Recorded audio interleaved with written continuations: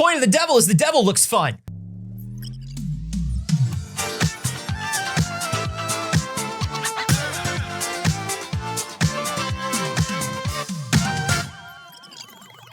Hello, good morning. Ooh, good morning, babies. It's too early. It sure is. Welcome to the first, best, and only morning show in existence. I'm Anthony Carboni. And I'm Saige Ryan. Oh, and today the show, we're gonna talk Star Wars. We're gonna talk about billionaires fighting people in grocery store parking lots.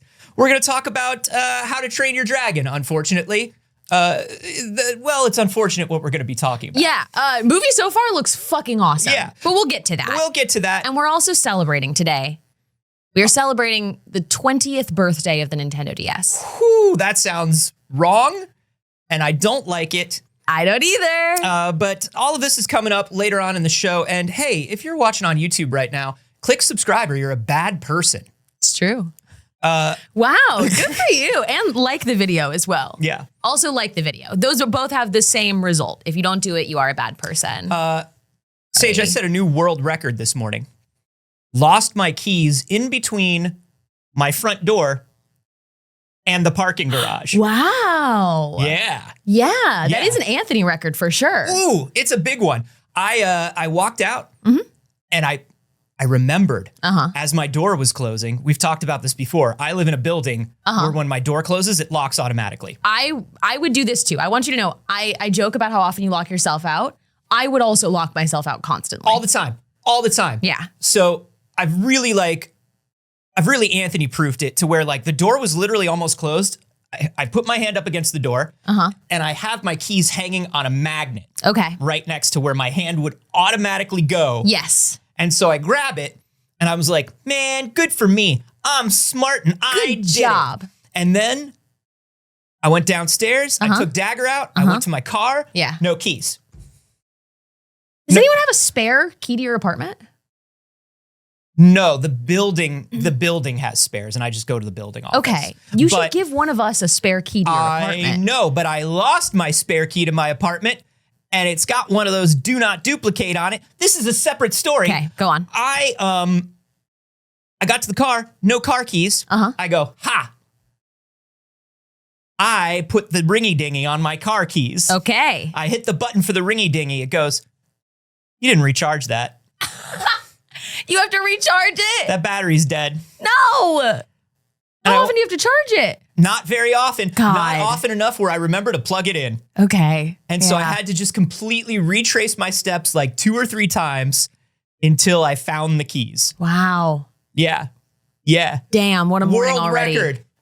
PB. Yeah, scoot in a little bit.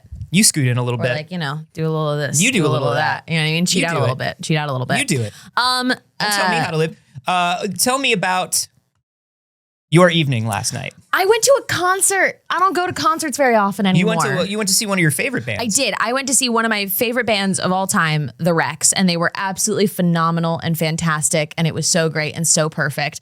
And the opening act, I don't want to like talk shit, but I'm going to talk a little shit. Talk a little shit. Talking shit about the opening act is a grand tradition of going to see one of your favorite bands. It is. And I was so surprised that I was almost worried about how my favorite band was going to do because the opening act was so bad.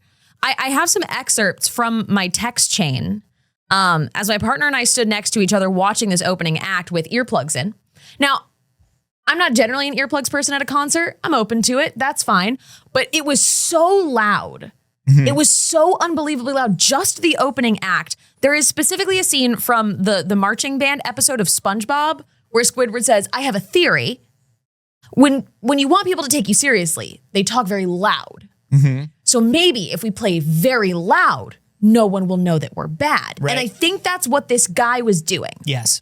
He's also the kind of person that labels himself as a solo artist, but needs a whole band to come out with him. Sure. Doesn't acknowledge or introduce the band. No, because he's a solo artist. Because he's a solo artist. Wow. I'm like, hey, even if these are just like your touring musicians, even if these guys are just hired for the night, you could acknowledge that they're here. You'd be like, hey, that's Jeff. You could say, hey, that's Jeff. I don't know. I'm of the opinion, maybe acknowledge the guys up there playing all the music. Yeah, because listen, if there's one thing we all know about supporting a larger artist, you're not there for the money. Yeah. They normally aren't paying you very well to support them. Yeah. It's the money and the exposure and the opportunity and all of the things wrapped up in one. And if you're just a dick who pays people like their evening rate, yeah, you're just a dick. Maybe you just say, hey, that's Jeff. You just say, hey, that's Jeff. Costs nothing to say, oh, hey, that's Jeff. So costs nothing. The text chain says, this dude looks like a knockoff Machine Gun Kelly, who is a knockoff Travis Barker. Right. We have, looks like he bought a bad boy kit of tattoos. Okay. He was using a lot of backing track and auto-tune live. Like Can I a tell lot. you that I love that you and your partner, for those wondering, Saige is in a monogamous relationship with the creature from the Black Lagoon. Yes. Sorry, ladies. You can thirst after him all you want. Saige got him. Creature's mine. The creature is hers. So I love that you and the creature are both on the autism spectrum enough that you are texting during the concert. Yes. You're not doing like this guy looks like. No, I don't want people to hear me either. And it's too loud. It's too loud. It's way too loud. Like we wouldn't be able to hear anything if we tried. I had to put my AirPods in and turn on noise cancellation just to get it to sound normal. Yeah. Okay. I have, this is the most insanely generic take on the genre with ChatGPT quality lyrics. And I got back, it's giving Final Destination 4 soundtrack. Wow. Really that's specific. So specific. And then he stops in between the songs. And this is the part I really wanted to talk to you about. He's like, hey, I don't play a lot of shows because my imposter syndrome just gets the best of me. Oh! And I think we made a big mistake by teaching people the words imposter syndrome. No, if somebody, listen, the imposter syndrome thing is now a red flag. It is. The imposter syndrome thing is now a red flag. That's fuckboy behavior. Listen, I'm not saying you don't have imposter syndrome and you can't talk about it. Sure. And you can't share about it. Sure. But I'm saying if you get up on stage at your solo rock show and you go, you know, it's just so hard for me with my imposter syndrome. Sometimes tells me I'm not good enough. And if any of you, want to talk more about imposter syndrome backstage later. Yeah, it's giving, tell me I'm pretty. Yeah. Tell me I'm great. So that everybody has to be like, oh, what a sweet boy. Yeah. To which my response was, this dude gaslights 19-year-olds. Absolutely. This dude is gaslighting a 19-year-old. 19 is generous. He goes, generous. He goes, 19 to him is like Helen Mirren. Yes, I want to talk to everybody who came here tonight with somebody they love. I did. So I'm going to dedicate this song to them. Doesn't point to anybody and doesn't say a name, which means there's either 0 girls or 3.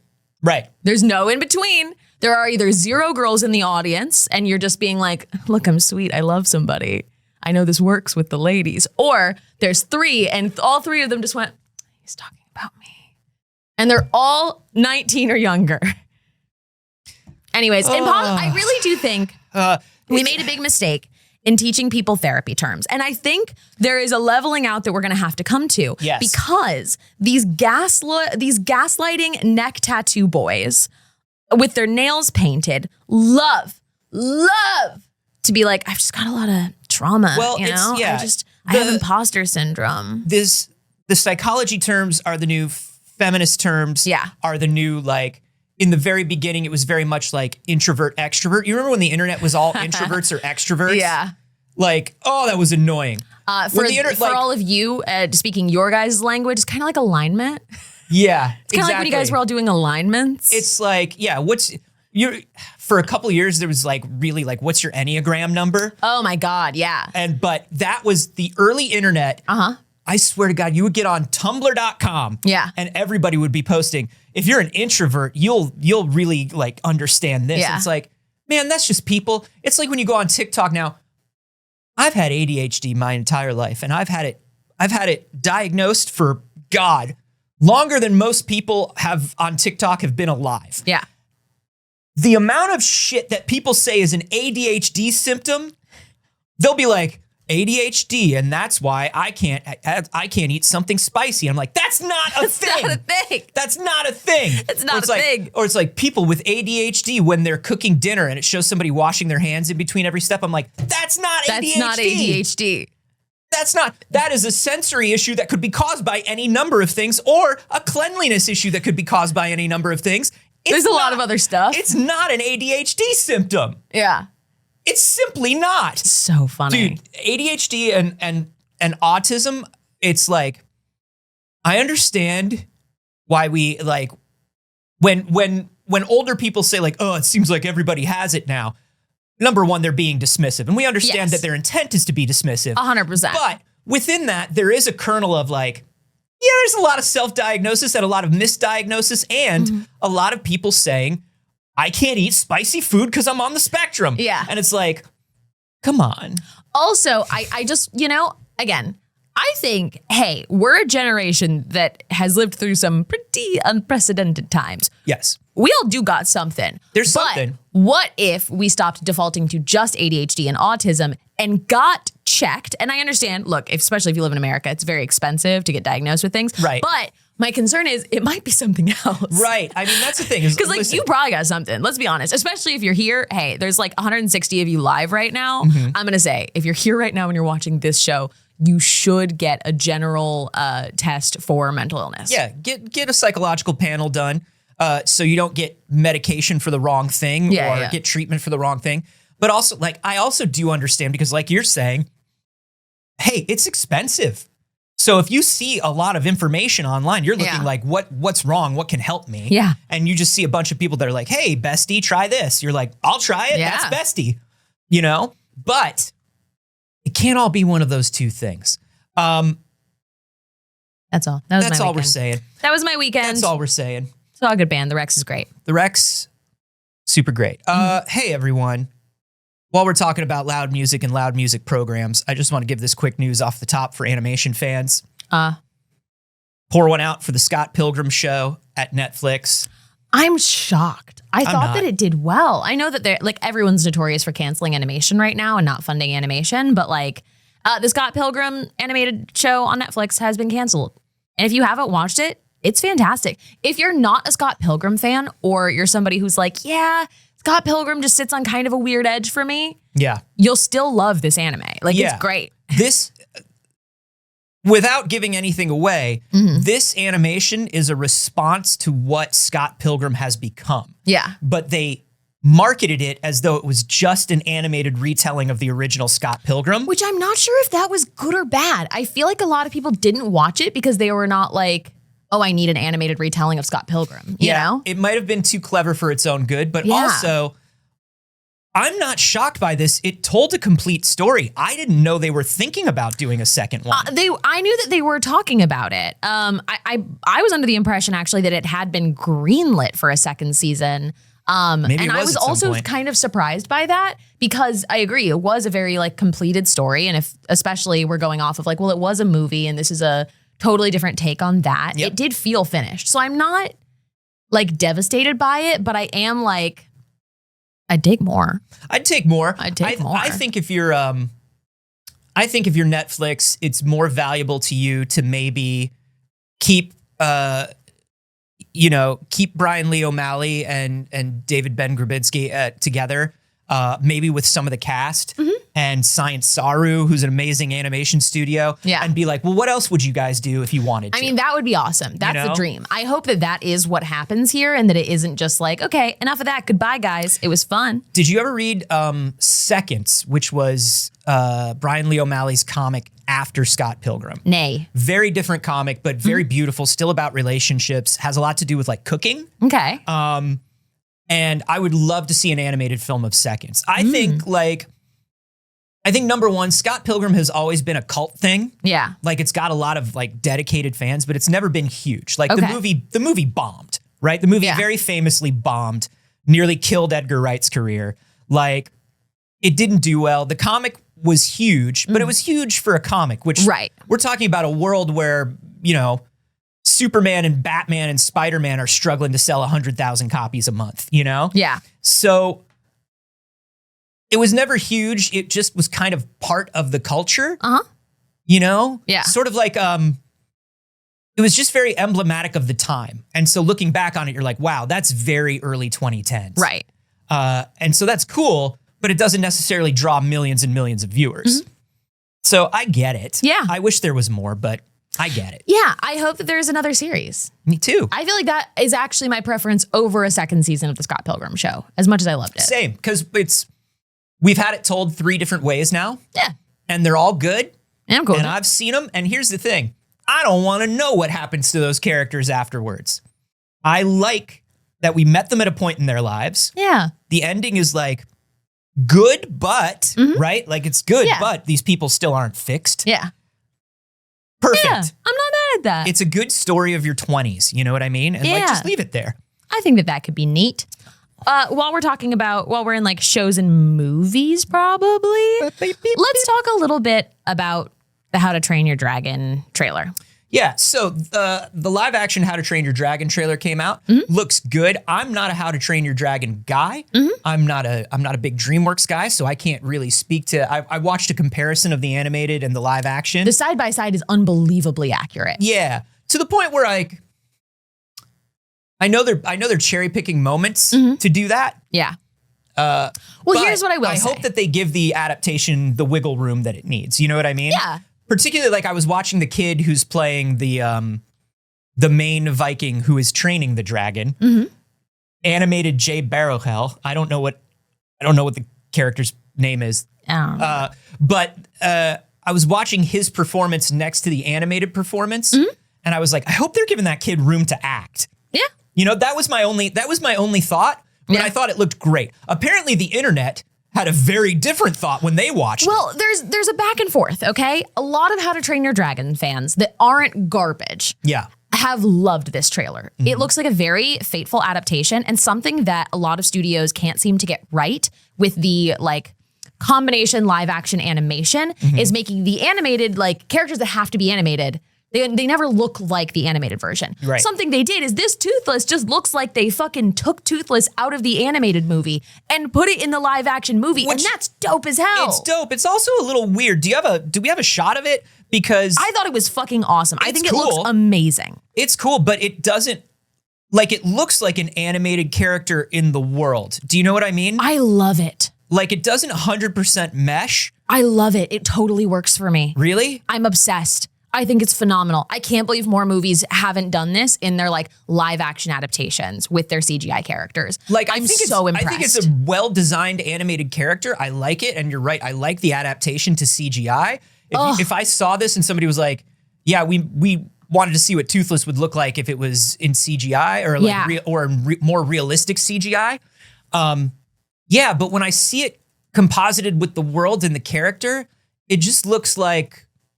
Yeah. It looks like it's from a different, and maybe that's a stylistic choice of like the dragons are supposed to look a little magical and out of place. I don't know. I love it. I think dragons are magic, mythical characters. Yeah. They don't have to look like what we've decided a real dragon would look like. No, not at all. Which is like a dinosaur. No, but I think there's something in between the fully animated, and I know that's what they were going for. Yeah. Something in between the smooth children's CG Toothless and a realistic Toothless. I love this. Personally, this is like, I'm not specifically a How to Train Your Dragon fan. And I was like, oh my God. Like I was taken aback by it a little bit. I actually just thought it was so beautiful and so cute. Well, there you go. And that's what Toothless, like the big thing is you can't make Toothless realistic. Toothless is one of the cutest animated characters of all time. If you did anything to make that character look like a real, quote unquote, realistic looking dragon, 100% real dragon physics. Yeah. You would ruin How to Train Your Dragon. The whole idea is that like in this world, they're so fucking cute. I dig it. That's the rules. And honestly, my two qualms about the trailer are so minor to me. Yeah. Like I hope they're letting this kid act, and I don't know if I 100% vibe with Toothless. That's two minor qualms. Yeah. During what I thought was a great trailer. Here's the thing. The big qualm that other people had was something that, are we surprised? Okay. Are we surprised at the horrible internet? So let's talk about this. I wish we were. Let's talk about this. Astrid is a big character in the How to Train Your Dragon franchise. There we go. I know what button to press. That's Astrid. Okay. Now this is the young woman who's playing Astrid. Now here's the thing. When I look at the two of them, yes. Astrid, round face, big eyes, strong cheeks, big eyes. Yeah. Like cute button nose. That's Astrid. She's adorable. She's perfect. Now, specifically, let's see her too, like in costume, in character, right? Like, great. That looks like Astrid. Yeah. But you know what people did. You know what people did. I mean, they said, wait a minute. That looks good. But of course they said, wait a minute, she's black. Astrid's not black. Now let me tell you something. People went to where they always go to, which is history and Vikings and blah, blah. It's not real, there's dragons! My dude, it's training a dragon. It's not real history. We can't. It's not real history. They're like, well, black people weren't Vikings. Cool. Dragons weren't real. No one trained dragons. This isn't historical. And she looks like her. Like, that's the crazy part to me. She looks like her. And let me tell you what else. Not that this fucking matters. This woman, she's 35% black. She is more white. Like, I can't believe that I can't believe people really had the audacity. Yeah, look, and Belated Creation of the live studio audience also says something that's very important. Vikings doesn't just mean Norse. Correct. That's the other thing. Hey, Vikings used to land their ships places and be like, yo, we're setting up families here. Correct. Who are we setting up families with? Do you think? Now, come on now. I think she looks genuinely perfect. She looks amazing. I think they nailed the casting on vibe. I think they nailed the casting on her features. I think she looks like the animated character, and I think it's super, super weird. It's extremely weird. Hey, internet, just stop being weird for 5 seconds. And then the other thing that people got mad about were her braids. No, because Astrid's hair isn't in braids, like smaller braids in the animated show. First of all, everybody changes what people look like in live action adaptations. Yes, you add more detail because here's a fun fact about animation. By its nature, it is less detailed than real life. Right. Now, Trixilia, I feel like in the live studio audience nailed it, said, but Vikings loved a braid. Vikings love a braid. And specifically, there was an argument going around on TikTok a while ago when they were talking about cultural appropriation of hair when white girls were doing braids. Yes. And they were like, actually, we should totally be allowed to do box braids because of Vikings. Because Norse Vikings did braids. Hey, you were not thinking about that when you got your hair braided. Now, and also, you were not, you went, how can I justify this? Vikings did. Vikings did. Also, where's that energy now? Why are we mad about the braids now? Yeah. I thought Vikings were doing braids. What happened? Seems strange. I think it's so funny. Like, obviously they just wanted blonde-haired, blue-eyed white girl, That's obviously. And then when they didn't get blonde-haired, blue-eyed white girl, they were also like, well, are you not going to put the Hollywood standard white passing wig on her? Right. Is she not going to get the Hollywood standard white passing wig so she's less confrontational to me? No. Crazy. No, we're not doing that. Absolutely absurd. Absolutely ridiculous. Nico Parker's going to be fantastic. The director posted a response saying, we auditioned many actors for the roles, including actors who did look exactly like their animated counterparts, but we chose actors who best embodied the spirit, personality of the characters. Since the tribe in this version is made up of the descendants of the finest dragon fighters from everywhere the Vikings had ever traveled, which historically was far and wide, Vikings mixed with many cultures. Still, we're crafting a fantasy, not a historical fact, and all will be revealed in time. We're not making a shot-for-shot remake. We just struck close to key moments to honor the original, which I remain very proud of. Also, which I also think acknowledges the part that you were talking about of like, I hope they give them a little space. They're saying, hey, we're showing off these parts that we really specifically did as tribute, but it's also not a shot-for-shot remake. Hey. Wasn't America Ferrera the voice of Astrid?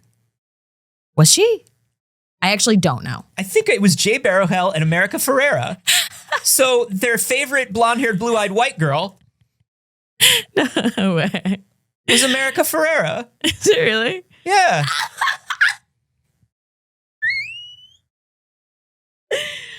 You guys, get out of here. God, that's so funny. Well, now I'm going to play Sonic the Hedgehog and tell you that I am disappointed they did not cast a Latina. There you go. This is ridiculous. Wild. Look, Nico Park's going to be great. This movie looks fantastic. It's adorable. I can't believe that this is a weird distraction in the midst of it. like, hey, everybody, just go back to bed. And hey, every actor and studio, I hope that behind the scenes, you are supporting this woman. You are making sure that she is safe and feels safe in this film. I hope you are reaching out to her and making sure she is shielded from a lot of this. Yeah. Because we have seen actors get affected by this before. They take a big gamble on their career. Yep. They do something that they think is going to be huge for them. Yeah. But they know in the corner of their heart, they know what's going to happen. Yeah. And they're scared of it. And we've seen it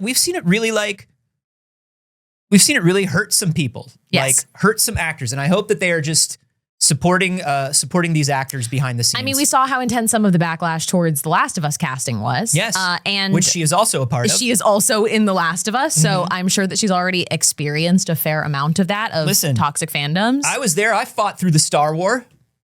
I was there. I saw it. I saw it. Be kind. That's all I'm saying. Everybody be cool. Everybody be cool. Be cool. In some more news. Hey, did you see that final Minecraft trailer? No, I didn't watch it. They've all been so bad that I just didn't even bother. The final Minecraft trailer is better. Way better. I saw a headline about like it giving Steve's origin story and showing him like younger and less bearded. Yeah, it shows it. It starts off, it's very cute. It starts off with a little kid dressed as Steve, it's obviously child Steve. Cool. They still making Steve white? Yes. Child Steve at the face of a mine, and Jack Black's narration goes, "Ever since I was a child, I yearned for the mines." That's funny. And an old prospector goes, "Get out of here!" And like he comes back as an adult, and he finds like the cube that brings him into, and it's what the first trailer should have been. Yeah. It's still not like, look, I watched it and I was like, if I was a kid, I'd be so hyped for this. Okay. If I was a kid, I would be so absolutely hyped for this. Because I've been watching the trailers up to this point, and as somebody who was a Minecraft teen. Yeah. I was like, I would have hated this then too. No. I would have hated this as a kid. Every trailer up to this point has been so bad. That first one was awful. The commercial spots that they cut from it were awful. But this trailer actually has him, like it shows the four of them showing up. Yeah.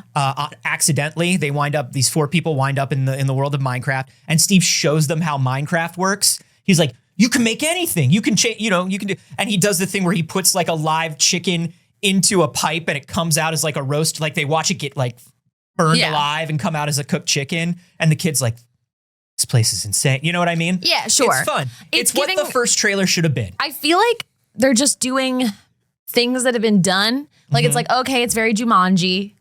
It's very the recent remake of Jumanji. It's Jumanji and Super Mario Brothers, which is why the Jack Black of it all makes it feel even more like a retread. It feels weird because he's in both of those things. Yeah, this is the Jack Black video game trilogy. Yeah, it is. And I don't think I like it personally. Yeah, lava gets poured on the chicken and it turns into a cooked chicken. Okay, yeah. And it shows it shows him making friends with one of the dogs. It shows the red-eyed dogs and he gives it a bone and it turns into his pet. And I appreciate that they're making Minecraft references in this Minecraft movie. Sure. But I'm like... But if it had been the first one... Maybe. This is what I'm saying. If it had been the first one, it would have been like, ooh, the Minecraft movie looks pretty okay. Okay. But then they would have released the rest of it after and would have been like, oh, no. Because here's what I'm saying. Yeah. I'm willing to bet money this movie's going to be bad. Regardless of, like, I don't care how good this new trailer was. It could be a totally different movie in this trailer. Based on what I have seen, if the other stuff is still in the movie, this movie's going to be awful. Fair. I'm willing to put down on it now. I'm going to go see it. Yeah. I'm a Minecraft girly. I'm going to go see it. And let's remember, primarily, this is what we said before Super Mario Brothers as well. This is a movie for children. Right. This is for babies. But I like movies movies should be for a whole family. Right. And I like movies for children. Yeah. I love, I know you're not the biggest fan of the Super Mario Bros. Movie. I think it's okay. I love it. I think if I had seen it when I was a kid, I would have been like, holy shit, this is amazing. Yes. That's why I say, remember, the primary audience is kids. Yeah. And if you get a little joy out of it too, that's a bonus. For sure. That's why I'll never say when it's a movie for kids, I won't say like, oh, this is bad if I mean it's good for kids. Yeah. What I mean about this Minecraft movie is I think it's going to be bad for kids. I'll say I think it's going to be a bad movie even then. I'll say this as well. they fixed a lot of the compositing. The effects, they did not look like they were standing on a green screen at a mall to get their picture taken anymore. You know what we didn't talk about? What? Did you see the trailer for the Jack Black as Satan movie? No. Oh my God, Anthony. I'm going to put it in here because we can't watch it on mine because of the sound. Though we should probably watch it on silent anyways, I guess. Yeah, I think if we play sound, we might get hit. Okay. I don't know who made this movie, so I'm going to play it. I'm going to show you a little bit of this trailer. I'm going to put a little audio on for us. Oh, but first I'm going to mute me. There's a lot going on here. There is, but I'm almost there. I'm almost there. So this is a movie where Jack Black is Satan? So yeah, this is called Dear Santa. And it is about a kid who misspells it in the letter? Yep, there it is. Yes! He misspells it and accidentally sends the letter to Satan. And Satan gives him what he wants. And summons Jack Black. This is perfect. Hey, people who only know Jack Black from the last 5 years, this is what Jack Black has been wanting to play his whole life. Yeah. Look at this. He shows up, he's taking the kid out. The kid's a good kid, and they're going on all kinds of adventures. He's trying to give him everything he wants. Okay. I absolutely He meets love Post this. Malone. They're up on stage with him. He's talking to a therapist. They're like, hey, your kid's fucking nuts, dude. I love it. So immediately. That's a good cast too. Keegan-Michael Key's there? Yeah. So I think this movie looks very fun, save for, I think it has a bit of low-key, high-key Christian messaging in like, it's not worth it, don't fall into the temptation of the devil. He may be able to get you on stage with Post Malone, but you have to choose to be a good boy. Yes, of course. And so I watched this trailer and I went, a little too Christian for me. Sure. But Christians watched this trailer and were like, they're poisoning the children! Yeah, of course. No. They all panicked. And I was so surprised. This is a movie that's going to have to, at the end of it, because of the world we live in, it's going to have the message that we know it has to have, which is the Christian message. We don't have a Satan. We're too cool for that. And also, the word Judeo-Christian's bullshit. Yeah. They're separate things. So, it's got to have that's at the end they learn a lesson. But of course, Christians are going to hate it because for the first 2 acts, Satan's his best friend. Yeah. So here's the crazy part to me. This is like when people came out with when the Taika Waititi Hitler movie came out. Yeah. And a lot of Jewish groups were like, no, we don't do this. And I was like, yes, we do. Yes, we absolutely do. We always have. Yes, we do. You think that this kid isn't going to outgrow his imaginary friend Hitler in this movie? You think that's not the message? Yeah. Come on. Now, could they have used more actual Jewish actors in that movie? Sure. Could they have used almost any? I mean, look, the only Jew we had in the movie was playing Hitler, which I think is funny. That is funny. Which I think is funny. Yeah. But it's also like, was Scarlett Johansson, right? Yeah. I don't know. Anyways, you could have at least gotten somebody Scarlett Johansson's Asian. Yeah. Come on now. Come on. You could have at least gotten somebody from the approved list of people that can play Jews. Yeah. And Scarlett Johansson was not on that list. No. It's mostly just Maisel. Yeah. It's Rachel Brosnahan. It's Tony Shalhoub. Yeah. Anybody who's in Miss Maisel. Yeah. Because there were like no Jews in Miss Maisel. Yeah. Anyway. But wait, so I get this trailer and I'm like, you can clearly see that he is continually saying things about not giving in to the temptation or whatever, choosing to be a good boy. Dale Schmidt, that's the point. She's on our list of approved people that can play Jewish. Yeah. Rachel Brosnahan is not Jewish. Yeah. We have a list. We have a list of people that could be Jewish. Yeah. Oh yeah, Scarlett Johansson isn't playing Jewish in it, isn't she? Or is she playing somebody who's like she's an ally. She's an ally. That's right. I forgot they weren't Jewish in it. That's right. Anyways. Okay. I was so shocked by the pearl clutching responses on Twitter. I wasn't expecting Christian pearl clutching like this from young people on Twitter to all be like, I cannot believe they are allowed to make this movie. And it's such a weird, all of the responses were so specific to well, this is a Christian nation. You know what I mean? That was the vibe of well, they shouldn't be allowed to do something. Because that's the vibe of Twitter now. But I'm like, guys, things are made that go against your religion all the time. Because there are other people that aren't your religion. This isn't even one of them. This movie would have been the most tame movie on cable on a Saturday in the 80s or 90s. And I'm just like, where have we gotten that people are like, I can't believe you're allowed to make a movie where the devil looks fun. Do you know how many movies the devil looks fun in? The whole point of the devil is the devil looks fun. That's the temptation. That's your guys' lore. That's That's your whole thing. That's your lore. Your whole thing is that the devil is like a cool, fun guy that'll give you would thou like the taste of butter? You know what I mean? Yeah.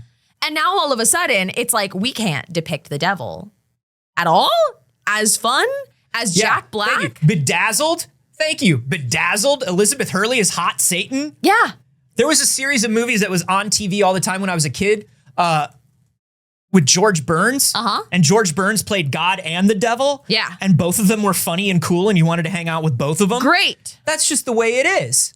Guys. That's just the way it is. Guys. We've been doing it. Yeah. Listen, there was, if you want to talk about the face that launched 1,000 ships, Tim Curry is the devil in Legend. Come on now. Come on.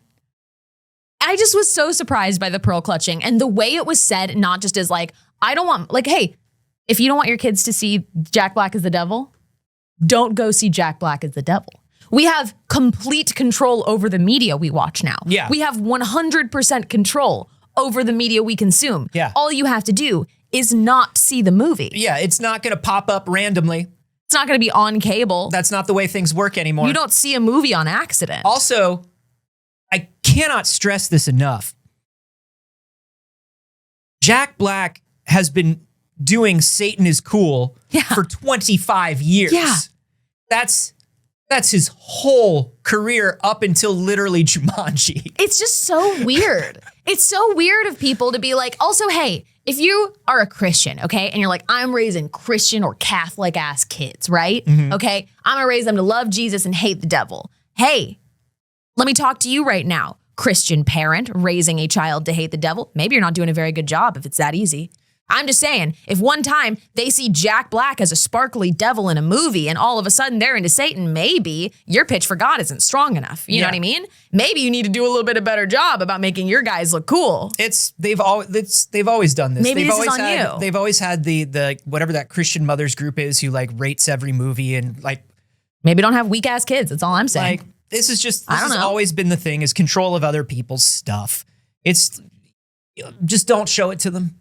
Or get good. I'm not going to see it because I think it looks kind of mid. I'm going to wait until it shows up on VOD. Oh, yeah. 100%. It does look kind of mid. It does. And I don't think he's actually playing the devil. I think there is like an implication in the trailer that he's just actually a demon that's kind of pretending to be Satan. He's one of the lesser demons. I'm going to answer this kids and I'm going to, I'm going to impress Satan Listen, or whatever. It doesn't matter. Minecraft. Minecraft. That's how we got here. I know. I realized we hadn't talked about it and I need you to see him as the devil. They're working on Minecraft theme parks. And I just want you to know, we don't have to spend a long time on this because it's hypothetical, but I want this more than anything. Now, they're being made by the company behind Legoland, which is not a bad thing. But here's what I'm going to say. If you've ever been to a Legoland and you wanted to compare a Legoland to like other theme parks on the scale of theme parks, I don't think they've ever done anything on the huge scale that people might expect from a Minecraft theme park. I don't think they've ever done anything as immersive as I would like a Minecraft theme park to be. But I actually think kind of specific, Lego to Minecraft, Lego to blocks, you know? Yeah, ashes to ashes, blocks to blocks. Now, we know that they can build things out of blocks. Yeah. And so they went, let these folks do a Legoland. When's the last time you went to a Legoland? A while ago, but one of my buddies, one of his jobs is he makes like he makes all of the promotional videos for theme parks that aren't Disney. And one of the park series that he does it for is Legoland. So he's always showing me new stuff that's at Legoland. Okay. And I'm always like, Legoland seems like it's still a cute place to bring a couple of kids, have lunch, look at a giant Lego dinosaur. They do have rides. Ride like one ride where you're like, wow, it's impressive that this ride is made out of Lego. Yeah. And then you go home. Right. A Minecraft land. Yeah. Minecraft is like one of the biggest fucking things in the universe. It is. You got to build here's the thing. We went to Super Nintendo World. We did. And we love it. We do. But we went too small. Too little. Too little. And now that's mostly, again, like a land and space issue in Los Angeles. Sure. We're pretty packed. Yeah, but all the other places have right now. I mean, obviously they got Donkey Kong Country opening in Japan, but even at the Florida one, what do they have? They have one more ride. They have the Yoshi's Adventure ride. Yeah. That's it. It's so small. I want big. And can if Nintendo can't big, can Minecraft big? I actually don't even need a lot more rides. Like, let's say it was Yoshi, the Mario Kart ride, and the what's the other one? The Bowser's Castle ride. Okay, those are the Mario Land rides. Well, Bowser's Castle is Mario Kart. We have 2 rides. What are the two rides? We have Mario Kart. No, we just have Mario Kart. Is that it? Yeah. I thought we have 2 rides. No, we have Mario Kart and we have the games. That's all we have here in because the second ride is Yoshi's Adventure. Okay. I'm saying, let's say we have 3 to 4 rides, okay? 3 rides. In a Minecraft land. In Super Mario World. Okay. I'm actually like, I don't even need more rides in Super Mario World. What I actually like is just more environment. Yes. I actually just want to be able to walk around in it more. I actually just want to be able to be like surrounded by it more. I want to exist in the Mushroom Kingdom. And that also might be also our age. Yeah, in that like we're a little more there for that than the rides. But I think I see where you're going. Where like maybe there are a couple rides, but also it just needs to be little interactive things that kids can do. Exactly. It needs to be bigger. It needs to be just being able to walk around more and see more of this like environment and world that you're so excited to be in. Okay. That would be more immersive. Like I even think of, unfortunately, they've given a lot of space to the turf wizards at Universal. So much space. Because it's printing money for them. Exactly. Still. And it is really immersive when you're in it because it is so big, right? Yes. There's like, you know, the way that the pathways change. And I don't want to compliment this garbage franchise. These are different people that just laid bricks and stuff. So like, you know, it's not on them. We can compliment the people that designed it. Right. And it has like the big castle and everything, and it feels so immersive. You have the train station. Like I want that for Super Mario World. I don't need more rides necessarily. Yeah. So for take them. So for Minecraft, I'm like, I hope it's very I want a lot of small experiences. I don't really care about rides. You have to have a minecart ride, obviously. Sure. That's like the given, the easy. But in the way that at Universal, you get those bands and you get to play a couple of games. Yeah. Or in Turf Wizard World, you get a wand and you can point it at things and it does stuff. I want more stuff like that out of a Minecraft And world. when I say you can point it at things and it does stuff, I mean, you point it at things, it doesn't do anything. Somebody in a Universal Wizard robe walks up, shows you how to do it. You do it. It still doesn't do anything. Yeah. They tell you to do it again and they push a hidden button that makes it go. Yeah.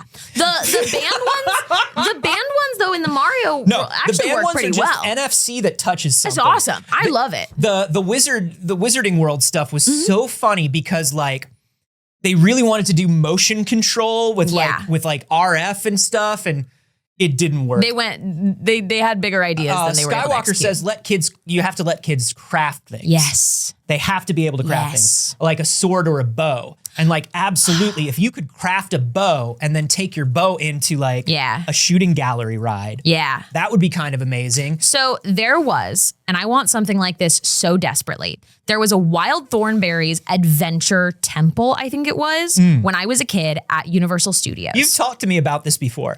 This place slapped so fucking hard. It was the coolest thing on the planet. It was you could go to a theme park for just this, okay? Yeah. It was just a giant jungle gym, essentially, that had different areas, and the whole ground was covered in little foam balls. Zoom in on that. Problematic in many ways. Sure. Culturally. Yeah. It was very like Legends of the Hidden Temple in there. You were running through. I wonder if they just stole some of that stuff from Entirely possible.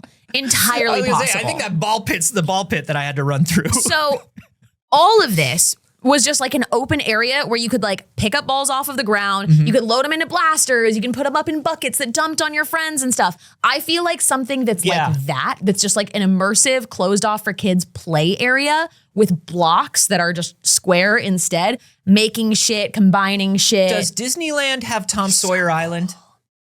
They do. Okay. I don't know. Is it still open? I don't know if it's still open, but there used to be 2 things that parents would not take you to at Disney. And one of them was the Swiss Family Robinson Treehouse, which is now Tarzan's Treehouse, or Tom Sawyer Island. I never got to go to Tom Sawyer Island. And the reason is, Tom Sawyer Island, you took a boat to get there. It took like 10 minutes to get there. And then when you were there, it was just a playground and caves and like places to explore. But we would spend hours there if you let us. And parents were like, I am not paying $100 for you to play in a playground or in a cave.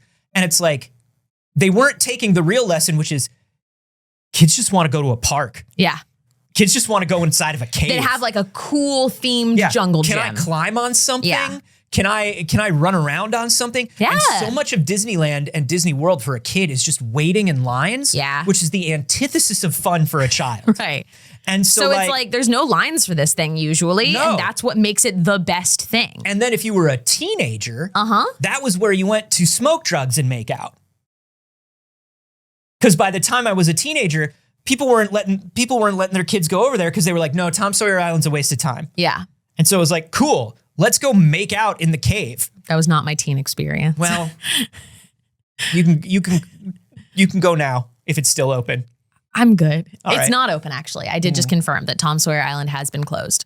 You have the creature swim you over. Yeah, there we go. So this is just planning stages. They're just talking about it right now. Yeah, we don't even know where they're opening. They say that they are opening some in the US and the UK. In theory, it looks like they're doing 2 in the US is what the plan is right now. If you're in the UK, they're the company behind Alton Towers. They are also, if you've ever been to a Madame Tussauds, they are the people that make the Madame Tussauds wax museums. Which, like, interesting. not necessarily transferable, but sure. I'm curious. I don't know anything about Alton Towers. What the hell is Alton Towers? Alton Towers is like one of those smaller theme park, Okay. like UK BBs. Tell us if it's cool. UK BBs. England has. It just came up with a picture of fish. Well, that's all we got. That's because they have an aquarium. It's Yeah, but all we got was the inside of a fish tank. But Alton Towers is like you go, It's a castle. and it's in the castle in the UK, and it has like roller coasters and little like dark rides, and like England has, unlike the States, the UK has like more of a history of like weekend resorts. Yes. They have like a lot of small like weekend parks and weekend resorts that you go for a day. Yeah. And it's like your parents have a couple beers and the kids go on like a tiny roller coaster, the tiniest roller coaster you've ever seen. I want this Minecraft theme park so bad. Yeah. I want it immediately. It looks like this is going to be this company's big swing, which I love. Yeah. Hey, What up? let's talk You about want to talk about big swings? let's talk about big swings. Let's talk about people swinging. Yeah, let's talk about big swings and the European continent while we're talking about there. Hey. Here's the deal. There was a gentleman who went onto Twitter. His name is Jimmy BLLT. Okay. Because it's Europe, he has a picture of a footballer. Sure. As his Sure. And he's also an avid Call of Duty player. That's right. And he tweeted, in French, he tweeted, "Hey, Xavier Niel, I hate you. I propose a 1v1 in front of the Little on Rue Saint in Marseille." So basically, Xavier Niel is the billionaire who runs the internet company, the internet service provider. Yep. That this guy is using. So apparently he was having some issues with his internet while trying to play Call of Duty. And his response was to go to Twitter and be like, I'm going to challenge the guy who owns my ISP to a 1v1 at the supermarket, bro. Yeah. Fight me in the supermarket parking lot. This is that billionaire saying in French, "I'm here, where are you? Come on. Mute it. I'm ready." Loud. He was saying, "I'm here. Yeah. Where are you? Come on, let's go." So the billionaire who owns the ISP shows up to the grocery store and posts a video in response to this kid like, come on, what up? You said 1v1 at the grocery store. I'm here. Did you want to meet in the car park or not? You want to, should we? And Jimmy BLLT tweeted back, "Pardon. I'm sorry. Pardonnez-moi." Hey, sorry about that. I was having a bad time in Call of Duty. Got a little heated. Je suis désolé. Je suis très désolé. He literally said, "Sorry, I give up." Now, the billionaire did sit there and try to egg him on Twitter for a little bit. He's like, no, man, come on. Come on for out real. here. Come on out here. Come on. This billionaire, when reading about what the public perception is of this billionaire, because I was like, this is the sort of shit Elon Musk will say he's going to do and then not show up. Sure. This dude's worth an approximate $10 billion. So he's just a baby Musk. He barely has any money. people say that this guy in France, still not loved, but as far as billionaires go, is basically the guy that Elon Musk pretends to be. So like when he says, I'm going to buy this company and I'm going to make it cheaper and I'm going to clean it up. Oh, sure. He does buy it and he does make it cheaper. He's actually made telecom service in France as a whole. The price has gone down over the last 20 years because of him. He's like, so he's still a billionaire. He's still not good. Which means the price could go down more. But he's not a shit talker. Yeah. Is I guess what they're saying. He's Elon Musk without the annoying shit talking. Yeah. Which, by the way, I still say it to this day. If Elon Musk could have just kept his mouth shut. He could have just kept his mouth shut. He'd be shut. just as rich right now. Yeah. And no one would hate him. 100%. People would think Tesla was cool. We'd still be like, Tesla's pretty cool. Again, not us. No. Not we. No. We don't like billionaires. But the majority of the world. Even the billionaires that come across as cool people, no. Yeah. Like Rihanna's no exception, right? Do you remember like the lionization of Richard Branson? Yeah. Richard Branson for a while, everybody was like, Richard Branson's like the best guy. We're like, my dude, he owns islands and shuts down companies for a living. There's no good billionaires. If you see something named Virgin, it's going to be named Virgin for 10 years and then it's going to be sold. Yes. Anyway, I do think it's funny that this billionaire did show up to a grocery store parking lot in the middle of nowhere to fight one guy who tweeted at him. It's like, come on. This is also how you know that the myth of people who have more money working harder is in fact a myth. Dude had time. Because dude had time. Dude had time to go to Marseille. And show up at the grocery store and be ready to fight a kid who's playing Call of Duty. We don't even know if he lives in Marseille. I have no idea where this billionaire lives. I think we should have the right to know where all billionaires live, personally. Sure. I think that's a trade-off. You want $1 billion? Cool. Everyone has your address. I think Elon Musk should have let those people keep tracking his plane. I really think that they should have been able to keep tracking his plane. But speaking of Elon Musk, we do have to congratulate him today. We have to congratulate him and Tesla for being #1 in fatal accidents on the highway, everybody. A new study has found that Teslas are involved in more fatal accidents than any other brand. Woo! This is innovation. We're #1. We're #1. Congratulations, Elon Musk. You're exactly the fuck everyone thinks you are. This study cites data from the National Highway Traffic Safety Administration. Elon Musk, of course, says Tesla's the safest cars on the road. Sure. They're made of vibranium and they'll drive you home and they'll give you a kiss on the forehead. Yeah.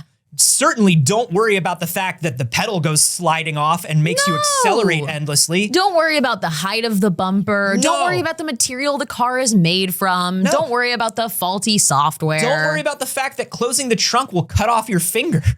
No. The safest car on the market. Safest cars on the market. Tesla has the highest fatal accident rate by brand, followed by Kia. Come on, we knew. You see somebody driving a Kia, you know they're on borrowed time. Yeah. This is no shade to anybody that drives a Kia. They're affordable cars and they run well. But if you've ever been in a Kia, you know. You know that Kia is going to crumple like paper. For sure. Somebody just came into chat and the first thing they said was, Elon Musk is a hero. Elon Musk is a hero. Elon Musk has saved all of us 20 times over. Elon Musk is the best. Like you couldn't even say like, I like him. I believe in the things. Why is it always he's a hero? Because those are the only ones left. He's so embarrassed. Those are the only ones left. There's nobody left that just thinks Elon Musk is kind of cool or Elon Musk is doing interesting things. The only people that are left are the ones that are like, Elon Musk is genuinely the greatest person to ever live. Yeah. And there, the energy from all of them is like, if Elon Musk needed a handy right now, I'm not even gay, but of course I'd do it.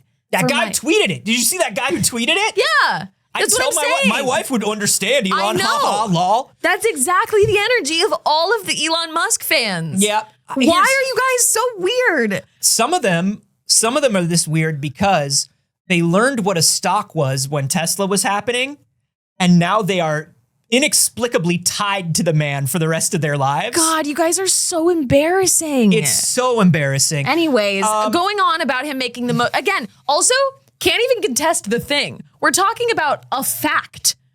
We're talking about a fact that Teslas have the number one spot in most deadly accidents. Yeah, this is actual data. We know that there have been multiple Tesla recalls. We know that there are manufacturing and fitment errors. Like, we didn't make this true. Unfortunately, Elon Musk did. So second is Kia, followed by Buick, then Dodge, then Hyundai. My grandfather loved a Buick. Yeah. He was like, I love a Buick. They're built like a tank. Yeah. They're not, Grandpa. Yeah. They're not. You've got a lot more grandpa impressions these days. Your grandpa. He's been coming up. He's been coming up. He's been coming up. He's been really relevant. When was the last time you heard about a Buick? Sure. Last person I knew that drove a Buick was literally my grandfather. Sure enough. Dodge and then Hyundai. As with model rankings, it's possible these high fatal accident rates reflect driver behavior as much or more than vehicle design. So maybe it's that everyone who drives a Tesla sucks at driving. That's true. It could be that. It is the combination of bad car, bad person that comes together to make death. Yeah. Bad car, bad person on road. Whoops. The biggest contributor to occupant safety is avoiding a crash, and the biggest factor in crash avoidance is driver behavior. Yeah. A focused, alert driver traveling at legal or prudent speed without being under the influence of drugs and alcohol is the most likely to arrive safely regardless of the vehicle they're driving. So this is not just shade to Tesla, it's shade to the assholes who drive Teslas. Yeah, to both. Both are true. And they're not saying, look, this is also something they have to say of like, hey, we have to factor that in. Yes. They're not saying Teslas are perfectly safe and it's just the drivers, but like, it's both. They're saying it's both. It's important to know that like 70% of Tesla accidents in the data collection period involved the driver assist systems. So the autopilot driver assist system is obviously like the cool reason people want Teslas, right? But also, like, if you ever been in a Tesla when autopilot is on, it's like every 2 minutes, it's like, are your hands on the wheel? Are you looking forward? Yeah. Because no and no. Yeah. Because that's when when they call it autopilot, that's what people expect. Yeah. So the autopilot has a critical safety gap that could be linked to hundreds of crashes. Yeah. And the fact that people pay less attention when they're in a Tesla has something to do with it as well. I was in a Tesla on autopilot on the way to Vegas once, and there was a big exchange, traffic exchange getting off the highway. And if the lines aren't perfectly straight, like when lines start intersecting in weird ways, the Tesla just starts beeping and screaming and doesn't know where to go. 23.54 accidents per 1,000 drivers is crazy. That's so many. That's a lot. That's a lot. That's a lot. An analysis conducted by the Washington Post last summer found that, so this is a different data collection process, says that Tesla's autopilot function had been involved in 17 fatalities and as many as 736 crashes since 2019. Hey guys, that's a lot. Hey guys, that's a lot. And that's just autopilot related accidents. Woof. That's not Teslas that got into accidents without autopilot turned on. Teslas suck. Yeah, Teslas suck. Teslas suck. There was a brief shining period, like the first year or two, where Teslas were pretty cool, pretty well built, pretty nice cars. Yeah. But as a billionaire will do, they will always strip the quality of the product to extract more profit. So they will get the buzz around it. They will get the name for it by making one good thing. And then they will take advantage of you forever. It's true. Hey, other large companies that do things like that. What other big companies are taking advantage of us? Well, game developers, maybe. Okay. Game publishers, I'll say. Sure. Are certainly doing it to the point where, I don't know, how many times, every time a AAA game comes out these days, or a quadruple A game, let's be honest. Of course. Respect to Ubisoft and the quadruple A game. Sure. How many times do those games come out broken, unfinished, promising 3 seasons of content, and then like maybe you get one DLC because people still aren't playing it? I'm going to go with all of them. Most to all. Pretty much all AAA games now? Most to all. Come out day one broken, promise for fix, promise for microtransaction? Yep. Well, this is something, this is an IGN. Friend of the show, Duck Valentine, Rebecca Valentine. Somebody caught over at Steam DV an update to Steam's guidelines about season pass policies that are trying to cut down and eliminate basically developers and publishers taking advantage of people. So the new policy about season passes and DLC says, by offering a season pass, you are promising future content, which should be obvious, but I think companies don't always know that. Yeah. In the process of launching a season pass, you will be asked to commit to a launch timing for each content release in the season pass. The launch timing is a commitment to both customers and Steam. If you aren't ready to clearly communicate about the content included in each DLC and when each DLC will be ready for launch, you should not offer a season pass on Steam. That's what's up. That's what's up. That's 100% what's up. That's what's up. And they don't care. Like, listen, a publisher would read through that and be like, hey, you're promising customers things. And they'd be like, yeah, of course. But it's, hey, you're promising me. Which means Steam. Gabe Newell. Yeah. And you don't want to get in trouble with Steam. That's going to be very bad for you. Do you want your game removed from Steam? What's that going to look like? Because Steam can also force refunds on you. Yes, Steam can and will. It's beautiful when they do. Yeah.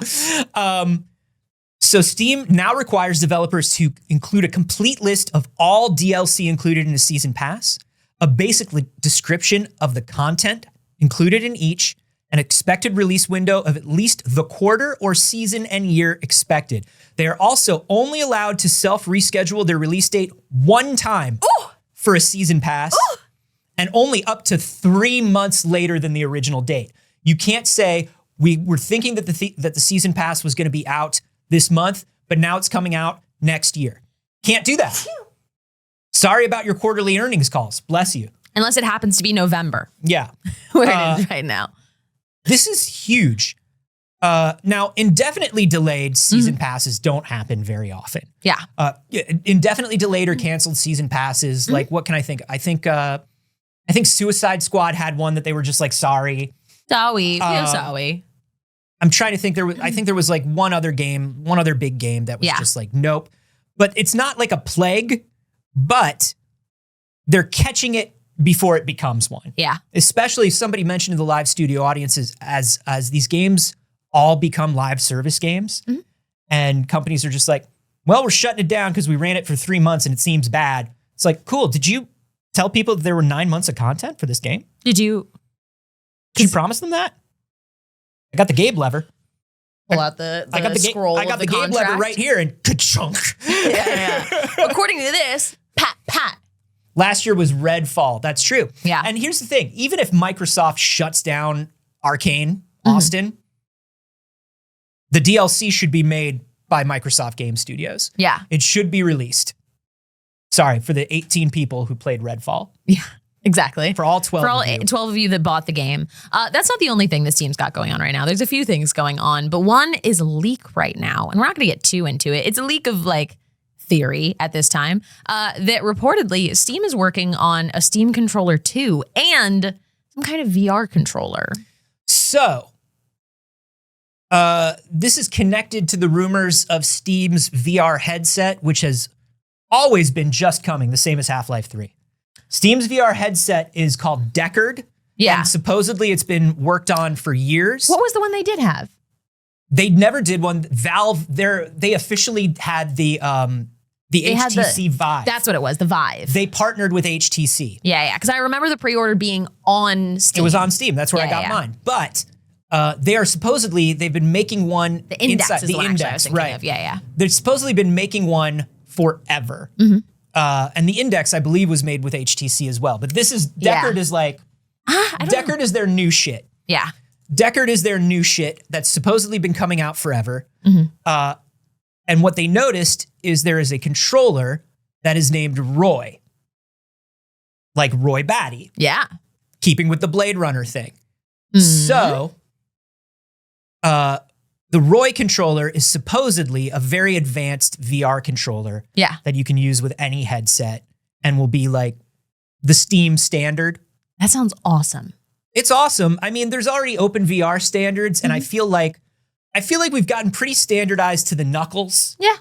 I feel like everybody is But like I'm really curious about an alternative. Yeah, I wonder what it would look like. I'm really curious. I have no idea. I can't picture the shape of this thing. So my brain is defaulting to a controller shape. And I'm not sure if that would be good or not, but like walking around with a controller, I don't know. There are a couple games that let you do that. And I haven't tried it. They're cool. Yeah. They're mostly games where a couple of them do have motion, like where you're walking around. But most games will be like you sit in a chair, you look around, you use a controller. I just got the Quest 3S. Yeah. The AR is crazy. The AR is crazy. It's nuts. I know. wasn't ready for it. I really want one because I told you I do those piano lessons on my Quest 2. Yeah. But the Quest 2 has the shitty camera, so I'm doing it in black and white at like 20 frames a second. Yeah. So I can only do piano lessons for so long. Yeah. It was interesting because the AR itself, when you're seeing the room, at least on the 3S, isn't like amazing. It's not like you're looking through glasses. No. You know what I mean? But like I can clearly see my room, which means like, oh, I need to move something. I don't have to take the headset off. That's fantastic. I was shocked by how good the camera is. I did like a test recording because I was doing a game with Trisha, and the recording of the outside room is really good. Yeah, that's what I hear. I was like, what the hell? Yeah. That's crazy. That's why I sent you a VR game, an AR game yesterday that takes your room and puts little cities. Ooh, I haven't actually gotten to look at that yet. Like cliff cities that grow out of your walls, and like you build like little towns and things. The thing that I always find myself going back to in VR, you ever played Sculpt VR? It's very simple. It's one of those first apps that they tell you to download. Every time I'll go months without turning my headset on. I'll turn it on for a specific game, and then I'll end up on my home screen and I'll just be sitting there. Sculpting. And I'm like, I can't believe that of all the wonderful games I have in my library, this is maybe the most fun thing I can do right now. They're great games. Sculpting, no mess. Excellent VR games. I have 8 VR games I love, but God, do I always just want to play with that. It makes nice sounds. Yeah. I just want to sit in a wide open grass. So that's my thing, right? Is as the hand tracking, because hand tracking got pretty good on I have a 2. Yeah. And hand tracking was pretty okay. Yeah. On the 3, the hand tracking is really good. Yeah. On the Apple Vision, the hand tracking is really good. What does a new VR controller look like as hand control starts getting like 1-to-1? I'm so curious. Because the whole idea with VR is you're in it. Yeah. So theoretically, if it's doing your hands 1-to-1, anything should be, I mean, because you can do stuff with VR where you turn your wrist and like a wrist communicator pops up, or like, you can go like this and like buttons can pop up that you can push. So what does a new controller look like? And I'm thinking like, it's got to be gloves, right? It's got to be haptic gloves. The little bit of information from this leak says that Roy would reportedly double as a Steam controller gamepad when not being used with VR, including a D-pad, shoulder buttons, and a set of ABXY buttons for more traditional gameplay. So this is either the most underwhelming thing we've ever heard about, or something totally new that we've never seen. I think it's something totally new that we've never seen. And I don't mean that means it's going to be amazing, but I do think that it isn't any of the things we can picture, you know? Because the closest thing I can come to in my head is like a standard layout controller that's comfortable, but then maybe like pulls apart like Joy-Con. Like the Switch controller is what I'm thinking just pulls apart like Joy-Con so you can go right into VR, but that's still kind of like just the view, the knuckles. Yeah. I don't know. It's interesting. A lot of people are very excited about the new Steam controller, about the Steam controller coming back. Yeah. Now, Steam controller, the first one, came out with Steam machines. God, 10 years ago at this point. I never had one. I've never played one. This was Valve's first, before the Steam Deck, Steam machines were Valve's like, maybe we can make people think of less of Windows and more of Steam when they're playing games, and they were like the little Linux boxes. Yeah. But the thing that everybody loved about the Steam machines was that they came with a Steam controller. Yeah. And the Steam controller was like maybe a little too ahead of its time, because instead of having 2 joysticks, it had 2 like touchpads. Yeah. 2 circular touchpads that were indented. Yeah. And they had like haptic feedback, and people who loved them really loved them. I could never quite wrap my head around it. And I think maybe the haptics just weren't there yet. Yeah. The positioning just wasn't there yet. The touchpad technology just wasn't there yet. Yeah. But I use the touchpad on my Steam Deck a lot. And I always forget, it's the same with the touchpad on your laptop. I always forget it's not a real button. Oh, yeah. Like I push down on it, it feels like I'm pushing it. Yeah, and this I forget one is still a real button on my laptop right now. It feels like it's not a real button. Yeah. Or it feels like it is a real button, and I forget it's just like giving you the feedback that you need. Yeah. So I do wonder if now a Steam Controller 2 comes out. Yeah. And with all of the updates in that, it's just really, really good. Yeah. Because the nice thing about having that touchpad is you can tell its second touchpad is not an analog stick. It's a mouse. Yeah. And for people who play like first person games, using that right Steam Deck touchpad as a mouse is so good. Yeah. That's really interesting. I'd like to play. I've never touched a Steam Deck. You gotta bring your Steam Deck sometime. Wait, you still haven't played with one? No. Don't have one. I've never brought it in. No.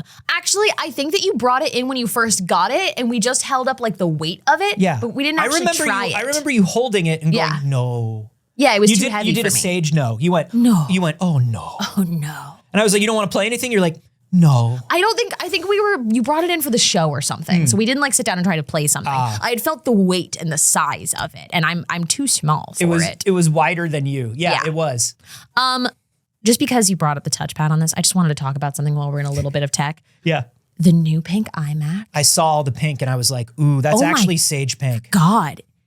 Have you seen it? Okay. There's something you need to know if you don't know it already. Saige, obviously a pink girly. She loves pink, but she's very specific about the pink that she likes. I am. And Apple has been making garbage shades of pink for years. Rose gold. They made rose gold and then they made that horrible cherry orangey blossom or whatever. salmon color on the headphones. Oh, yeah. That don't look pink. They called them pink. They just aren't pink. No.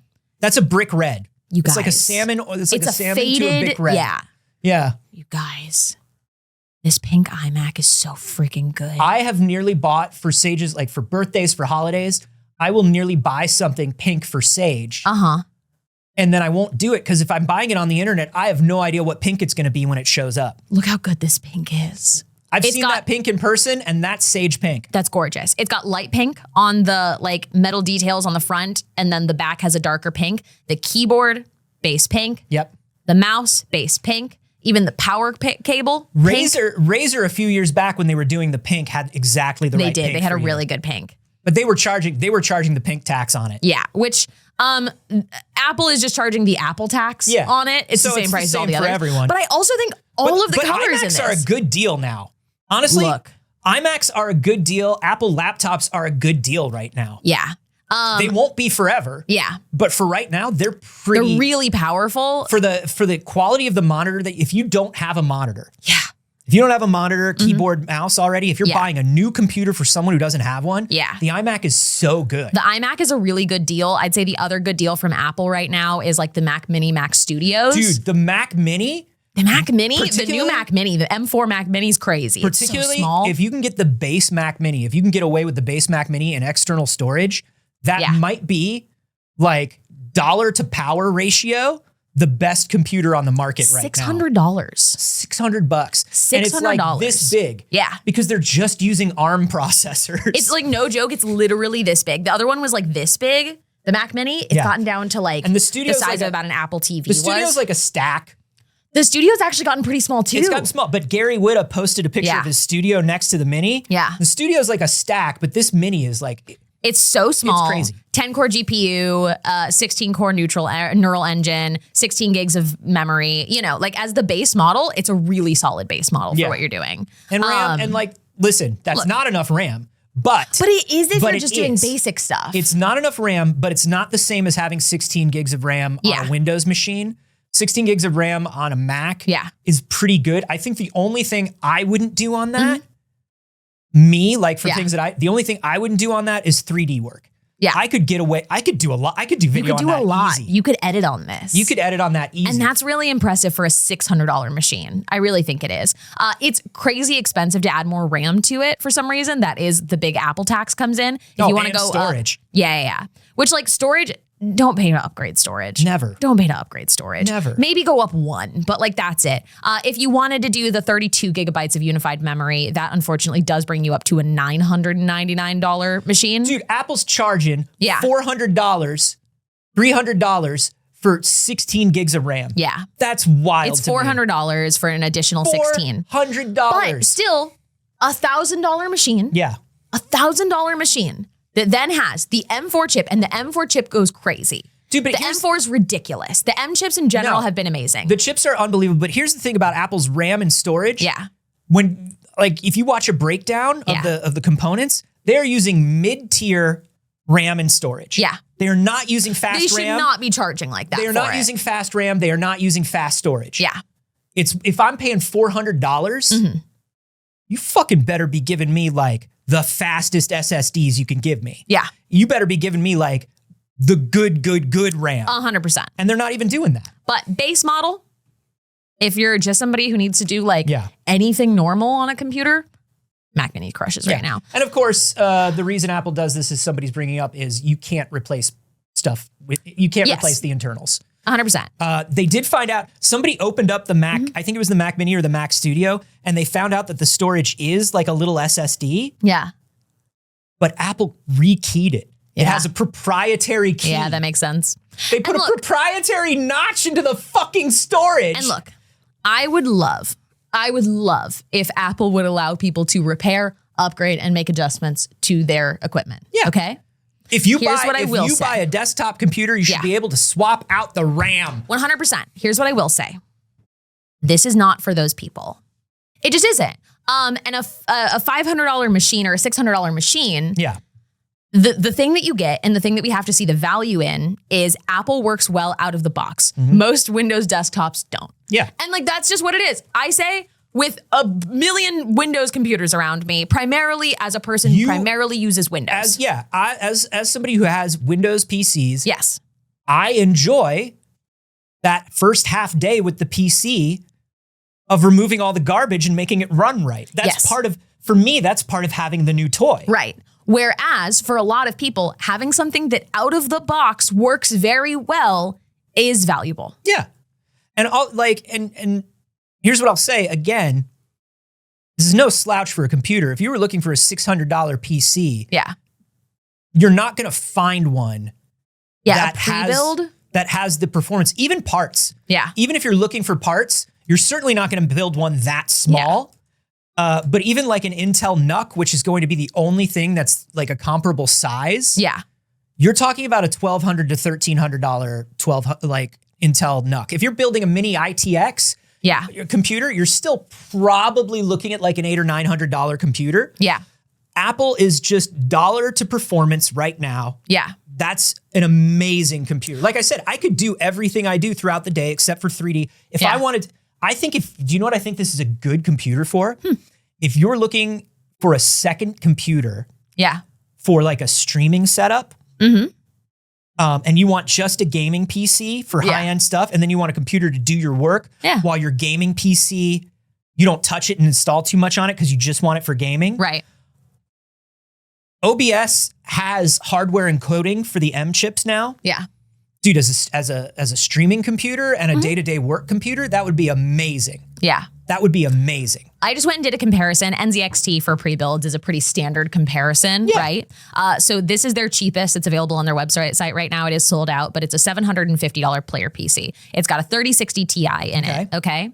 It's also 16 gigs of RAM. Yep. An Intel it's an Core i5. i5.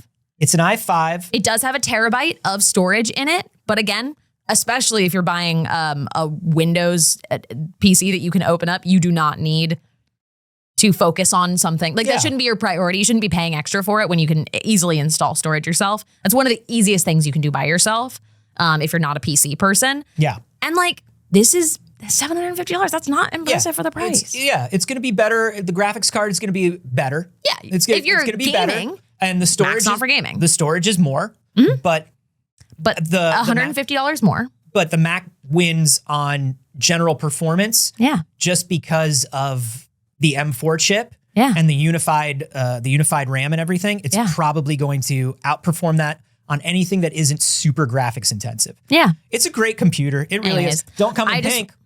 It doesn't, which is bullshit. Don't come in pink. It also pisses me off that the iPhone 16 Pro Max does not come in pink either. Because they have the pretty iPhone 16s now. No. As somebody who always gets like the Pro phone for the better camera, we never get fun colors. No, we never get fun colors, and I don't get it. The colors this time around for the iPhones were so pretty, except fuck you if you want a good camera. Yeah. Hey. Anyway. Do you know it did come in pink always and forever? The Nintendo DS. We got to close it out on talking about the Nintendo DS. We got to talk about this. Folks, the Nintendo DS is 20 years old as of yesterday. We've had 2 decades of the Nintendo DS. That's crazy.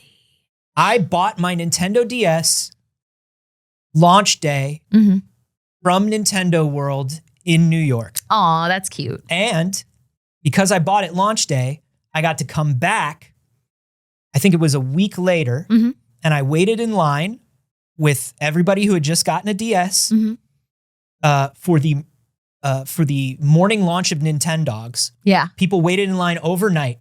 God, Nintendogs. Because everybody who bought Nintendogs that day got to meet Miyamoto. Hey, guys, Nintendo, what are you doing for the 20th anniversary? Do I get to meet Miyamoto again? What's going on? Do I get to, and everybody got a little drawing from him. Miyamoto did a little drawing for everyone. Yeah. It was so good. Where's the celebration? Love the DS. Where's the 20th anniversary celebration? I haven't seen anything that Nintendo's doing. Any cool re-releases for the Switch, Nintendogs. Nintendogs would have been. Put DS games on the Switch, cowards. Nintendogs would have been the perfect Switch port for this anniversary. 20th anniversary Nintendogs? Are you kidding me? I don't get it. Are you kidding me? I genuinely think there must be something with like the rights or something with Nintendogs. There has to be a reason they have not revisited Nintendogs. I think there has to be. I think it's one of those things where, because it would have made perfect sense on the Wii U. I thought the Wii U was going to have way more DS ports and sequels than it actually did. Yeah. We thought the Wii was going to have a to things it didn't have. We thought it was going to have games Sure. and stuff. Yeah. We thought it was going to, Yeah. But listen, the DS, from DS to DSi to DS Lite. To 3DS. To 3DS. Like the DS is a huge system. Back to 2DS. Back to 2DS. It has some of the all-time great games on it. I personally think Ghost Trick Phantom Detective, which was re-released, you can buy it. Please play Ghost Trick Phantom Detective. Yeah. Ghost Trick Phantom Detective is one of the reasons I have a Pomeranian. Yeah. What are some of your favorite DS games? The Sims 2 on the Nintendo DS, the greatest game ever made. Come on, you knew where I was going with this. Sims 2 Pets, Sims Castaways, but the Sims 2 Classic, a perfect game. Perfect game. You love Sims mobile ports. You really do. I love it. I think it's fantastic. I also think the Luigi's Mansion on the Nintendo DS slapped. The Luigi's Mansion for the Nintendo DS was awesome. I think that was 3DS, right? Dark Moon? Yes. That was on the 3DS. Yeah. It's still a DS game. It's a DS is all DS games, in my opinion. Okay. No, that makes sense. Pokemon Sun and Moon. Yeah. Pokemon Sun and Moon. So good. Fantastic. Big fan. Absolutely loved it, as well as Diamond and Pearl. Yes. Which was 3DS at that point, I think. For me, getting the first Ace Attorney. Yeah. And screaming object on the train in New York. I'd be just like sitting on the train. I'd be like, objection. Great. I remember the first, there was like a first launch game called like Rub Rabbits, or there were 2, Rub Rabbits and Feel the Magic XXXY. And both of them had like games where you had to like blow into the mic. You remember how like they were going for all that stuff in the beginning? Great. I think, Advance Wars, maybe one of the only tactical series that I love is because it was on the DS. Animal Crossing Wild World. Oh, Wild World was good. We got Castlevania. Oh God, we got times. all the good Castlevanias. We got Dawn of Sorrow. Yeah. Dawn of Sorrow is one of the all-time great Castlevanias. Professor Layton launched on the DS. Look, not originally a DS game, but Tony Hawk's American Skateland on the Nintendo DS was awesome.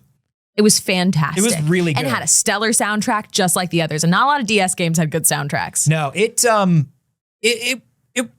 punched well above its weight. Elite Beat Agents. Yeah. Elite Beat Osu, where you're just like, God, that game is still a meme. It's still one of the hugest memes. Super Scribblenauts.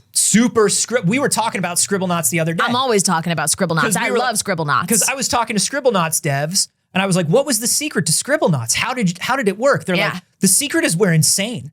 The secret is we tried to think of every word and we put it in there. God, that's awesome. The secret is we were crazy people. I love it. I love Scribblenauts. Was there a smarter way to do Scribble? Because Scribblenauts was a thing where like you would type in something, you would type in words to create characters and objects, and they would just be created. Yeah. And you would try to stump whatever the real game of Scribblenauts was.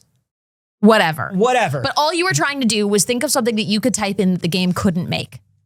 That's all you were trying to do. That's all you were trying to do. It was the same thing with those little 20 questions things where you were trying to be like, I'm going to get something. That's right. Little 20 questions thing can't get, and it Akinator. always got you. And it always got you.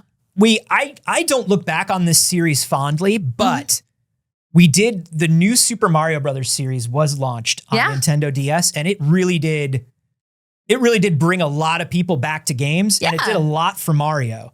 I think the new Super Mario Brothers games are sort of trash. Yeah. But at the time when it first came out, we were like, a new 2D Mario? What? I never thought they were going to do it. Super Princess Peach. Oh, so good. Super Princess Peach, the power of crying, baby. I love Super Princess Peach. I love it. A lot of people, Super Princess Peach has a bit of a strange legacy because, of course, when Princess Peach got her game was Princess Peach is ruled by her emotions. Yes. Touch her emotions and make her cry and scream. Yes. Because she's a lady. But also, it was a very sweet and Fuck fun. them up with an umbrella, though. You know what I mean? It was also a very sweet and fun game. I loved it. I had a great time with it. Mario Kart DS. Dude. So Mario Kart DS for a very long time was the best Mario Kart. Hands down. It was really good. I think until Mario Kart 8 came out, DS was the best Mario Kart. And I say this is a double dash, man. Yeah. But Mario Kart DS, it also changed everything because of Wi-Fi play on the DS. Yeah. Crazy. Did it work? Barely. Sometimes. Was it slow? Yes. Yeah. But man, I remember being on not even Discord, because there was no Discord. Sure. Being on like Skype with friends and playing the DS and like racing people. And I was like, we're living in the goddamn future. Yeah. This is the goddamn future of video games. Yeah. Everything is different from here on out. Yeah. Also, I just dropped connection. But one day we're going to finish a race and it's going to be amazing. You guys ever play that Sim Animals? It was one word, Sim Animals. Sim Animals. Craziest, most offshoot of the Sims games, probably. Yeah. Because the animals are the main characters in it. Nonsense. I just remembered it. I'm going through a list of them and I was like, whoa. Sim That's one of the Animals. offshoots even I haven't thought about. We also have to give a shout out to the entire genre of girly games on the Nintendo DS. The Nintendo DS was carrying girly games on its gigantic, bulky silver back. Girl games which had been pushed. Honestly, the girl games had been pushed aside almost entirely. Yeah. Even on the PC where it used to be their home. Once 3D cards came to the PC, they said no girls allowed anymore. Yep. Sorry, Nancy Drew. Yep. You're out of here. Sorry, Barbie. Sorry, Barbie. Get wrecked. Fashion games, pet games, doctor games, which are girly games. They are. I don't know how to explain it, but doctor games are girly games. Yes. Not gendered. Trauma but Center. Girly. Trauma Center is a girly game. 100%. Trauma Center is just a dating sim where you have to do surgery. Yeah. Fantastic. Drawn to Life is a shout out for me. Yes. The whole Drawn to Life series, they had a bunch of them on the Nintendo DS. The Harvest Moons were whatever, kind of, honestly. Cooking Mama. It was not a great time for Harvest Moon. But Cooking Mama. Cooking Mama. Cooking Mama. Dude. I remember See, thank you, Nintendo DS, for Cooking Mama. when Cooking Mama came out. Well, everybody lost their goddamn mind. You know, Everybody lost their goddamn so mind. much fun. There's an Cooking app. Mama. I re-download it sometimes just for fun. It's a fun, very relaxing little time. This week on the Switch, the port of My Sims came out, right? It's been a pretty big deal for the cozy gamers. My Sims is an offshoot of The Sims as well. Was this a port or a complete re-thing? I think it's a remaster. It is like, it has is the little original game, differences. though. It is Okay. the original game. It's not a new game. They did it as a bundle with My Sims and My Sims Kingdom. I bought it. I just downloaded it. There was one at the same time that was on the Nintendo DS, and there was one that was on the Wii. Mm-hmm. I'm watching somebody reviewing it that had only played the version on the Nintendo DS. And they must be new here because they were like, why would the game with the same title be a totally different game on the Wii and the Nintendo DS? You sweet summer child. Are you familiar with video games? But also specifically The Sims? But also everything. Like I remember like Everything, especially. AAA games would be like, oh my gosh, you can get Iron Man on your Xbox 360, and then you can get Iron Man on your DS. Yeah. And Iron Man on your DS was like, Yeah.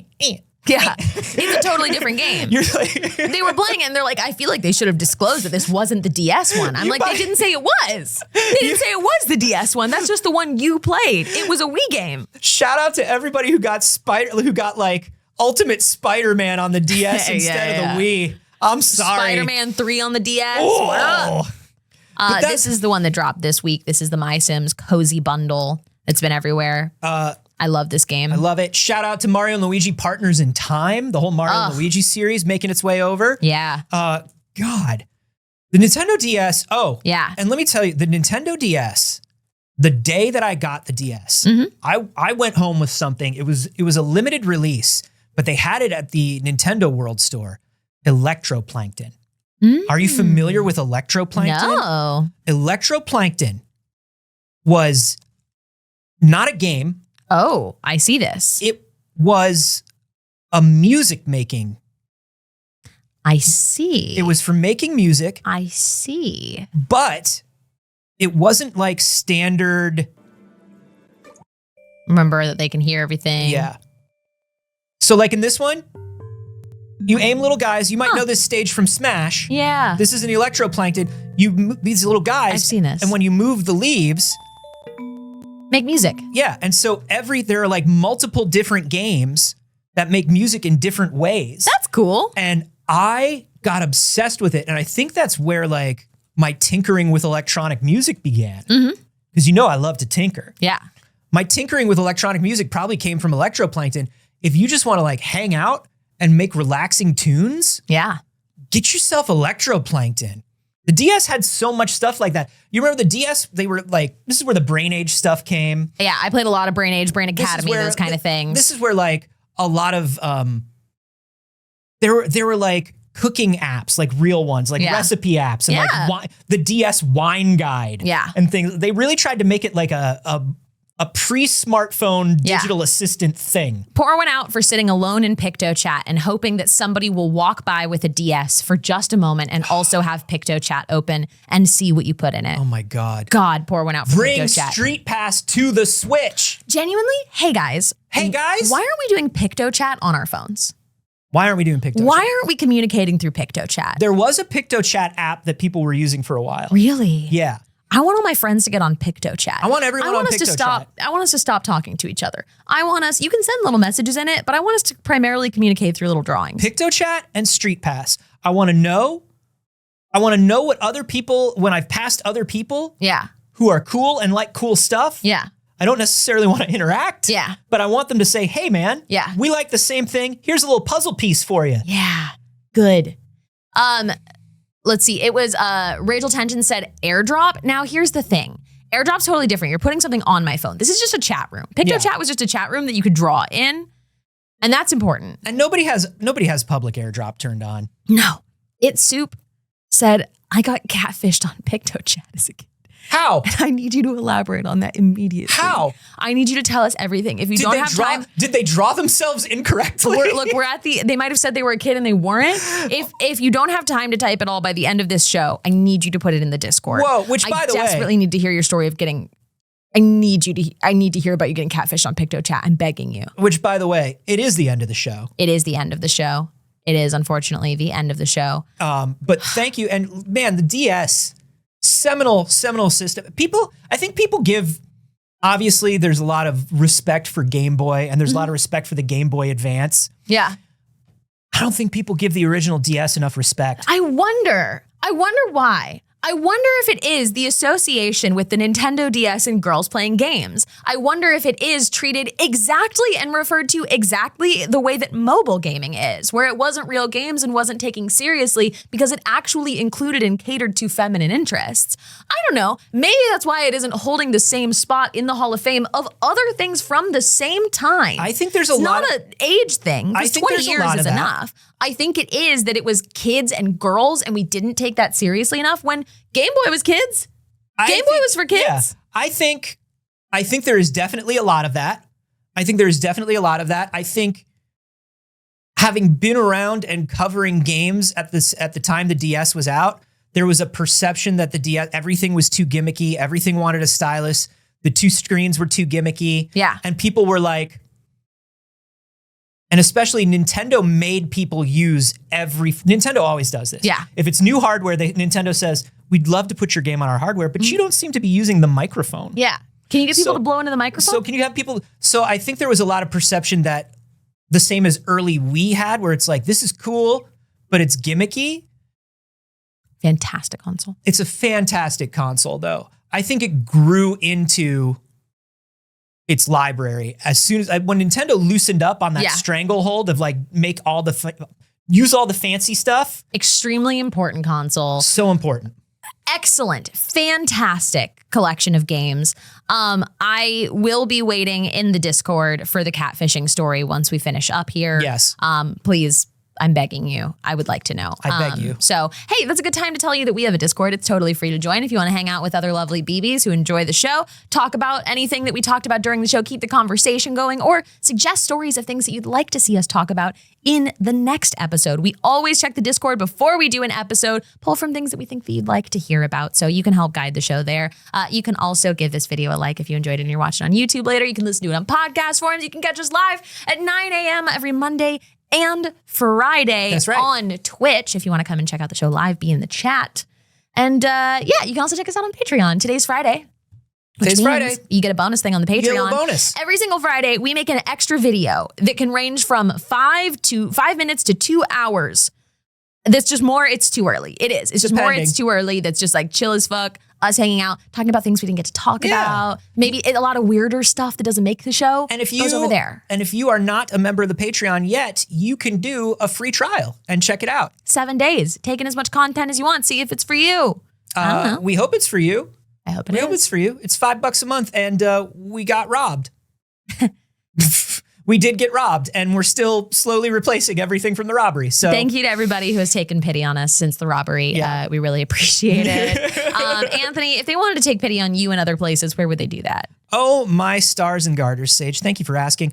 You can find me everywhere online at a Carboni, except for on Twitch, where I'm at Anthony Carboni. Twitch, you cowards, it's mine. Give it back to me. And of course, also on my science podcast, We Have Concerns, and on the official Marvel podcast every Wednesday. Woo! And you can find me everywhere on the internet at Not Saige. And here's usually where we would throw to Alex. And here's where we'll say we miss Alex very much. Who? This is our first show without him. I'm kidding. But we're all on our own for a little bit. But much love and best. We were robbed of an Alex is what we were robbed of. Yeah, we lost Alex in the robbery. If honestly, we were robbed took of him. anything, it's all replaceable except for Alex. Yeah. Thank you, everybody, for supporting us and making this show possible and for spending your mornings with us. Yeah. We will see you next on Patreon. Bye, BB.